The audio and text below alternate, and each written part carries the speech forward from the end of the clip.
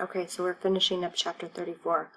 Bodacious Deep Think is using her sweet, sing-songy voice trying to convince them of something. Let me see. Has anyone ever talked to you about the glories of rock? Bodacious Deep Think asked, a sweet smile sliding across her bumpy face. Why, no, Biz squeaked, speaking for the first time.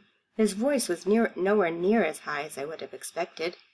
There's no greater place in the world than living underground with a good rock. Bodacious Deep Think sighed contentedly. Always cool and dank. Everything smells moldy and wonderful. Sounds echo beautifully. Uncover a lantern, sparkles everywhere. Cover it up, and you'll never see dark as lovely and black as comforting. You can give your eyes a good long rest any time you want when you're down below. Now doesn't that sound grand? Here, Bodacious Deep Think popped one eye open to see how she was doing. The river trolls were spellbound, nodding their heads like a line of marionettes. Although her voice wasn't working on my cousin, he was wrinkling his nose as though smelling something rotten. So she's spellbound means as she's talking, she's kind of tricking them, and all the river trolls are going, yeah, that's what we want. When really that's not what they want. And it's not affecting Claire, and it's not affecting Duke. What about earthquakes? Duke quizzed her. Only in nursery rhymes, she answered, closing her eye. You've a mind full of questions, all and good. There's always room down below for a fellow with a head on his shoulders, especially if he has a horn to go with it. To that Jim Dandy chuckled until Bodacious Deep Think silenced him by turning his way. She didn't even have to open her eyes. Remember, the great rock troll went on in a wise voice, I dealt with your fathers, so I know what young river trolls are after. You've come up here hoping for the crickets who can tell you what happened to those first 3 miners. Am I right? Pretty much, Stump confessed. Well, she sympathized, take my word for it. The crickets you're after don't remember a thing about those miners. Your fathers found that out the hard way. But what happened to our dads? Stump asked. All 3 river trolls nodded eagerly at that question. When Bodacious Deep Think snapped open her eyes, she found Jim Dandy, Biz, and Stump all acting like bobbleheads. She smiled in satisfaction. She's got them. Who knows, she went on. Maybe some pirates shanghaied them. I can only tell you that any father who traded for a cricket didn't know what he was getting into. Listen now. And here she raised a hand as if taking a solemn oath. There's nothing lucky about those crickets. They're just common, ordinary cave crickets. And I haven't talked to a cave cricket yet whose head wasn't full of stuff and nonsense. Stories about gold and inventors are all they're good for. They keep coming back here broke and claiming they don't remember a thing about what's happened to your fathers, or those miners. Dropping her hand, she turned deeply concerned, saying, I can save you boys a whole lot of world of headache and misery if only you'll listen. Come with me now, and you'll learn the splendor of rock. You'll see sights that will take your breath away. I'll even write everything up in a contract. I will. Satisfaction guaranteed, or your old life back. How's that? A contract? Biz squeaked, intrigued. One look at Jim Dandy's dreamy smile told me he was being swayed too. Bodacious Deep Think's voice was as warm and comfy as an electric blanket on a chill night. But I still needed a stone feather. What exactly will they be doing? I asked, aiming to sound innocent and sincere as possible. Down below, I mean. I don't know, do you think Bodacious Deep Think's going to trick them? Chapter 35, Double Knot Eel Tongue. Another eel tongue, that means they're related to Jim Dandy. It's amazing how one little question can blow up everything. Biz shuddered as if surfacing from a confusing dream. Jim Dandy turned off his smile. Stump recovered his eyes. They'd be doing important work, Bo huffed, insulted. Exciting work. Have you got the crickets or not? Duke demanded. Looks like Claire broke the spell just in time. Bodacious Deepthink blinked at Duke 3 times before slamming her staff down hard enough to crack a sizable rock in 2. Over her shoulder she shouted toward the cave, "Double eel knot? Tongue? Drag your worthless bones out here and have a talk with your good-for-nothing son." A tiny piff of air could have bowled me over. As for Jim Dandy, he looked as though someone had busted a canoe paddle over his head. It's his dad who's coming out. "Am I going to meet your dad?" gushed he was hardly able to believe his luck. Jim Dandy shut him up by giving his horn a hard twist. From inside the cave came the rattle of the rickety wheels on stone.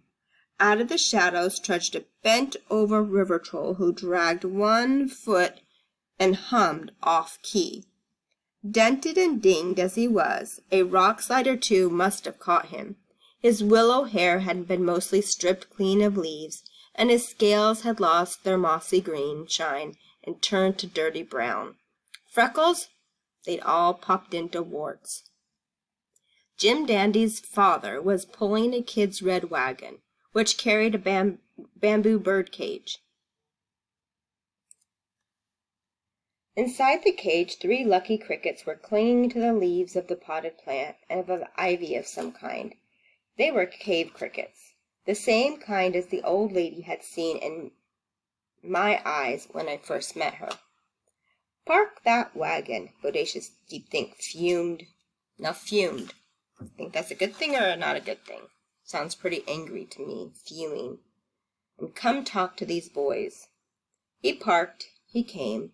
Full daylight had a good chance of reaching us first, bad as Double Knot Eel Tongue's crooked foot dragged.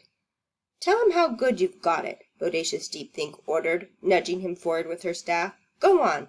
Tell him how they'll never get another chance as golden as this one." From up close you could see that one of Double Knot's eyes was swollen shut and one of his ears were bitten half off. He wore a tattered blue scarf around his throat. His ragged jeans were held up by a piece of yellow rope that looked as though it was cut off by a motorboat's anchor line. Doesn't seem like he's very happy, does it? "Speak up," Bodacious Deepthink said, poking him again with her staff. "Mining is the best thing that ever happened to me," Double Knot Eel Tongue recited in a flat, lifeless voice. "I never knew there were such opportunities to be had underground. A real chance to contribute to the greatest undertaking known to modern trolls." "Tell him about the moon," Bodacious Deepthink coached in a whisper. "The moon is waiting for us," Double Knot said.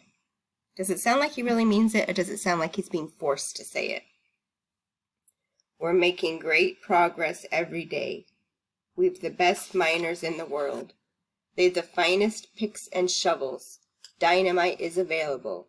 You can't imagine how good it feels to blow a rock bed to smithereens, or to find new caverns never seen before, or scratch your back on a stalactite that's older than your grandmother." "And every morning," Bodacious Deepthink prompted, "when you're done working?" "Every morning you go to bed knowing you've made a real contribution. Your work is especially valued too, because you're river trolls, you see." "Why is that?" Stump asked, sounding impressed. Bodacious Deepthink stepped in with an answer for him. "On account of that cheap little curse your mothers threw on me," she chided. "We rock trolls won't find our way to the moon till those 3 miners will find their way home. That's the way they said it. Rock fudge. Can I help it if a river troll can get lost in his own bed? Can I help it if they don't know how to handle the lucky cricket? Can I help it if—" She ticked off a half a other dozen reasons she couldn't help, and every one of those things made her so touchy and grouchy that her bat earrings were fluttering at most of the time now. But finally she managed to get a grip on herself and slow her tongue, enough to talk more civilly. "Let's just say you river trolls have got me over a barrel. thanks to that curse. All of us rock trolls are able to do is dig around in circles without getting anywhere. That's why we need your help. The curse can't touch you river trolls. So if you put your mind to it, you can tell us where to tunnel. It's the only way we'll ever make it to the moon. So that's why she wants river trolls. The curse doesn't affect them. Old Double Knot here. He's been mapping our diggings for years and years. But he's lost his oomph. Can't even quite get us there. Don't get me wrong, he's done wonders. Gotten us so close that some nights we can hear the moon humming. If we put our ears to the rock, we surely can. All we need is some fresh blood. A younger river troll whose eyes and ears are sharper. Whoever takes over would be my chief engineer. Paid accordingly. A golden opportunity, especially to show your mothers who's boss. Wouldn't you agree, Double Knot? Oh, yes, Double Knot croaked, his eyes glued to her staff in case he had to dodge it, because it looks like if he doesn't say what he's supposed to, she hits him with her staff. So what do you boys say? Bodacious Deep Think cajoled. It'd only take one of you. The other two can try their luck with the crickets, if that's what curls your tails. No volunteers stepped forward. So at least Jim Dandy, Biz, and Stump weren't as dumb as they looked. Tell them about the grub, Bodacious Deep Think said to Jim Dandy's father. Best going, Double Knot promised, though his belly didn't have any jiggle to it. That means he was really thin. And the accommodations? Bodacious Deep Think added. 4-star. I don't believe that for a minute. Your fellow workers? Princes, every one of them. It was clear that Double Knot had been schooled with a hard stick. What about sweets? Duke asked. Any time you crave them, Bodacious Deep Think said. Chances to bully?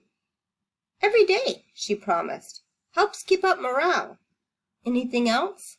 Uh-oh, it sounds like Duke is getting interested. There wasn't any, except from Duke. And Bodacious Deep Think put a stop to that by jabbing her staff hard into his gut. While my cousin was doubled over, the great rock troll went on, friendly as ever. So there you have it, boys. What do you say?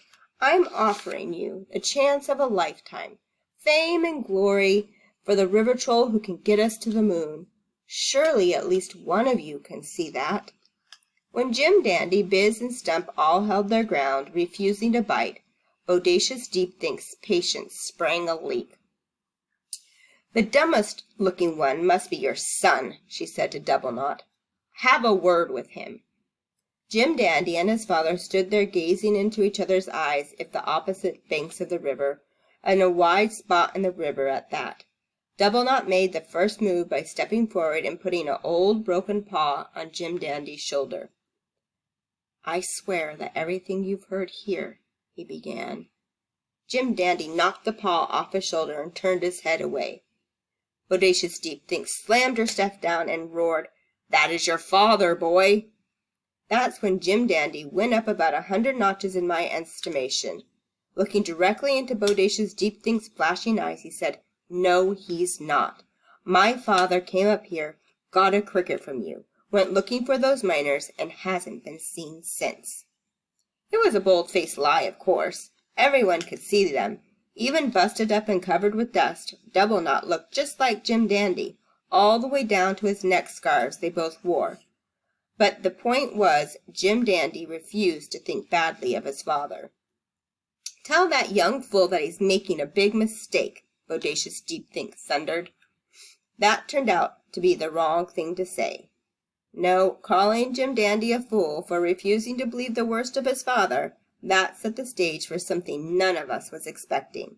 Reaching out for Jim Dandy's shoulders, Double Knot said, This may be my only chance to be your father.